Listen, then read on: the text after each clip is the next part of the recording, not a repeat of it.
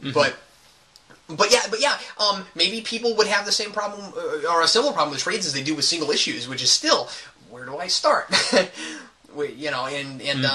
that's all. So I don't know. I think that there's a lot of things about the medium as opposed to other mediums, because movies, except for franchises, are always a standalone thing. Mm-hmm. You don't have to know anything before you turn it on, unless it's a historical thing, or unless it's within a larger continuity, or there's different different things, but or unless it's a parody, there's stuff. But and even with modern parodies, all you have to have seen is the previews. Well, in fact, a lot of the time, all you ought to watch are the previews. You've seen all the funniest parts. If you've seen Epic Movie, all you have to have seen is the previews for Superman Returns and that Panda movie. I don't even think it was an Epic Movie. I think it was in another movie. I think that was Disaster Movie. Yeah. So why are they making fun of that DreamWorks Panda movie? No, I know. The name I can't remember, but I liked the movie. Vince, that's a whole different podcast. I hate that crap. I liked the Panda movie. I hate the parody. Anyway. Frustration. Let me ask you this, Vince. You didn't get into comics as early as I did, so did the continuity thing? Was it tough for you when you like did you just jump in with both feet, or like when how did it work? When I started with comics, I pretty much found a particular series that was a monthly. I started with Fantastic Four. Well, I didn't start with Fantastic. I had comic books when I was a kid, but I just didn't have much of them. So when I jumped on at Fantastic Four, I jumped on at the beginning of Mark Waid's run. And I was at an anime convention. Don't ask me why.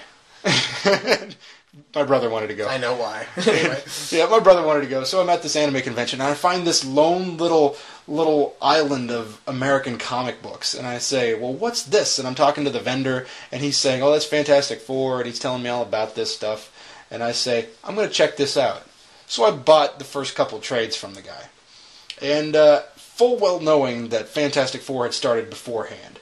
I didn't really feel like I needed to know anything before that because, well, how much do you need to know when something's written correctly? Right, sure. And with Mark Waid's run, Mark Waid, terrific writer, he... I felt comfortable. I felt like I was in the hands of a guy who was going to take me on a trip, as opposed to a person who was this elitist comic book knowledge type of person. Right. And that bothers me. If I would have had to have known anything, I probably wouldn't have gotten into comics. Exactly. Yeah, I was going to say, imagine if you had picked up something else. Yeah. I mean, if I'd picked up, say, if I were to pick up Secret Wars, I think I'd have been like, why should I care? Because when I was younger, I was always looking for the stuff that was older and a little more, this is the canonical reading for comic books. So I think it's important to note, and I don't want to put words in your mouth, Vince, so tell me if I'm wrong about this with you, but I think it's important to note that in by saying this, Vince and I are not saying that, like, there shouldn't be comics that are written for people who know comics. No, that's fine. But it is good that there's other. It is good if there's other stuff. See, my preferred method of comic continuity is that it exists and we can acknowledge it. And we should consider it when writing new stories. Right. And by consider it, I mean we should consider it without writing the exact same story that came beforehand. Yeah, sure. So, my preferred method of continuity is basically what Dark Horse does. And that doesn't say that I read lots of Dark Horse, but I do read Hellboy on occasion. I'm trying to get through the trades of that stuff. And I do read Conan. And things of that kind. So I'm never going to see Hellboy and Conan together. Right. And I do not care. Right. Not in the least. But Dark Horse doesn't have a continuity. I like what Image does. Because Image has a continuity, but it's a really loose continuity. So basically, they seem to say, and Eric and I were talking about this the other day, Image seems to say, okay, Spawn does its own thing, Witchblade does its own thing, Darkness, yada yada yada, and then if we occasionally want to cross them, they can cross, but then, like, that isn't important for their own stories. You know what I mean? Like they can contradict that continuity if they want to, because the continuity becomes different when they cross. And I'm totally fine with that, like, because it's fun to watch them cross. So when it happens, they do stuff, and then and occasionally they'll make mentions to things even within their own continuities. But like, it's almost as if it's like a false continuity that they'll just pull in when they want to use it. That's okay with me. I'm not saying that DC and Marvel should necessarily have that now that they've got a bazillion years of continuity, but I'm just saying that, like, it's a cool model, and it's neat that one of them has that. You know, Batman crossed over with Aliens. Batman crossed over with Judge Dredd. Yeah, but that's different because those are the sorts of things where we know they're not canonical. And that's what I like. Yeah. I like to be able to have our adventures, and I like to be able to have our continuity. And I don't think that everything should be... like, for example, in the Ultimate continuity, the Ultimates crossed over with Supreme Power. Ooh, weird. And that became canonical. That bothers the crap out of me. Yeah. Not that it happened, but because they made a big deal out of the canon part, right? It wasn't bad. I read it. I have the hardcover. I found it for half price, and it was enjoyable, especially for half price. And it wasn't a bad thing for it to happen. But then I started noticing that as I was reading stuff in the Ultimate continuity, going, this makes no sense. And then I read Supreme Power, Ultimate Supreme Power, whatever they called it. And I suddenly got all my answers. I'm like, well, why is this thing that's obviously an Elseworlds thing happening within continuity? Yeah. I mean, it's like making the Ultimate Spider-Man video game canonical, which they did. And that bothers me. Yeah, that's not right. Pretty much since, I don't know, a few months before Ultimatum struck, Ultimate Continuity is worthless now. Yeah, that's just silly. We're almost out of time. I almost need to go to rants. I had one final thing I wanted to say. And you can say your last piece too. I think that and like, this is going to sound kind of an oddball thing to say, but I think that animated shows are really helpful. To get people into comics, because that's how I got there. I mean, like, I started reading comics before I was even really big into animated shows, but I was already watching, like, Batman the Animated Series and stuff like that. After watching the Spider-Man animated series in the 90s, it's not like all of its story points and stuff in its episodes are verbatim what was in the comics, but like they used enough of the characters and were close enough to the comics that when I got into comics, I felt like things were familiar. And that's really helpful. So I'm not saying that if you watch animated shows, and especially particular ones like the Batman, where they do lots of different sorts of things that weren't the same as they were, in the comics and stuff like that. But I feel like, some of the bigger ones, if you watch Batman the Animated Series, if you watch X-Men, if you watch Spider-Man, if you watch Spectacular Spider-Man, there's some newer ones that fit in this now also. I feel like it's not exactly the same, but if you don't know comics real well and then you start reading comics, it will feel familiar. And I think that's very helpful. Oh, yeah. So that's an idea I have for people who are worried about the whole continuity thing. At least you'll be familiar with some characters, and that's helpful. Come to think of it, I'd never thought of that, but when I was a kid looking into getting into comics, I was watching things like Batman the Animated Series and Spider-Man and Ninja Turtles. And suddenly I'm looking at comic books on a newsstand and I say, I want to check this out.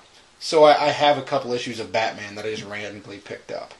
So I don't think that it was necessarily the animated series that got me into comic books. I think it just opened me up to the idea of superheroes. And I found that fascinating.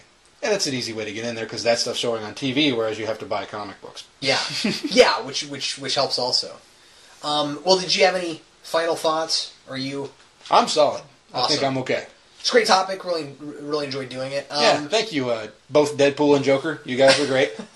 Okay, so we are very close to out of time. Let's do rants real fast. I'm going to do my rant first, and mine's not going to take very long at all.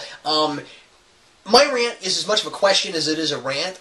Anybody who's listening to this who knows of any really good new hard rock bands, would you let me know? Because I feel like hard rock's kind of dead for me right now. Like, I was really huge into hard rock at the beginning of the 2000s. I thought that there was a lot of really cool stuff going on.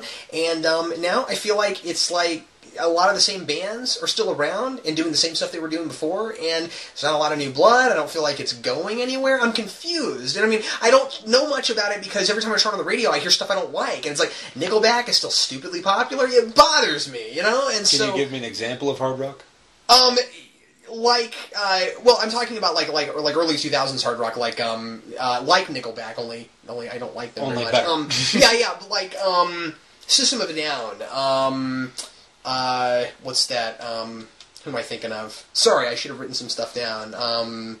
So sort of an alternative hard rock? Yeah. Or... Mm-hmm. All right. Like what you hear on The Rock on 89.9. Oh, yeah. Right on. For those of you who live in Kansas City. Right, in Kansas City, right. but stuff like that. I feel like it all just still kind of sounds the same to me. Oh, that's fair. When you said hard rock, I was about to say, hey, I could list a whole group of things for you, but that's not necessarily the same thing. Right, exactly.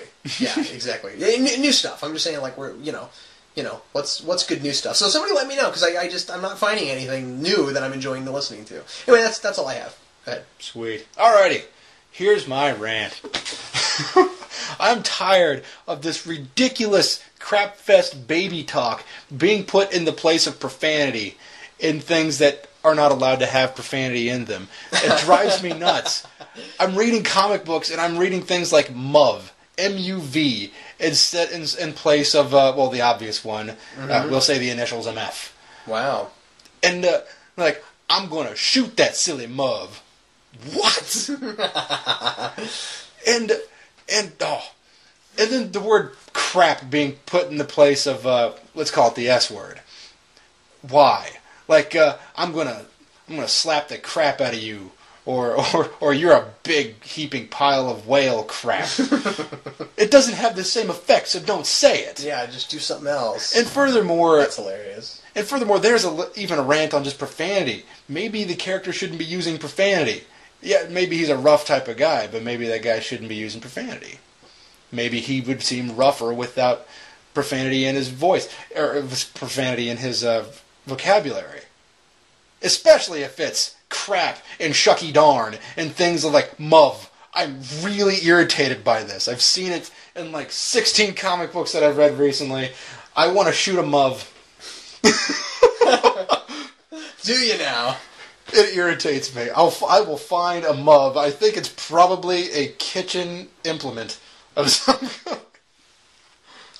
MUV. I agree. I haven't run into a lot of that, but as soon as I do, I'm sure I'll go home tonight and read something and be like, oh no, there it is. Stupid, dang it. Well, hey, Vince, we're all out of time. But thanks probably a lot. For the best. Thanks a lot for listening to Geeks Not Nerds, the podcast. I'm Captain Logan. And I'm Vince. And we'll see you next time.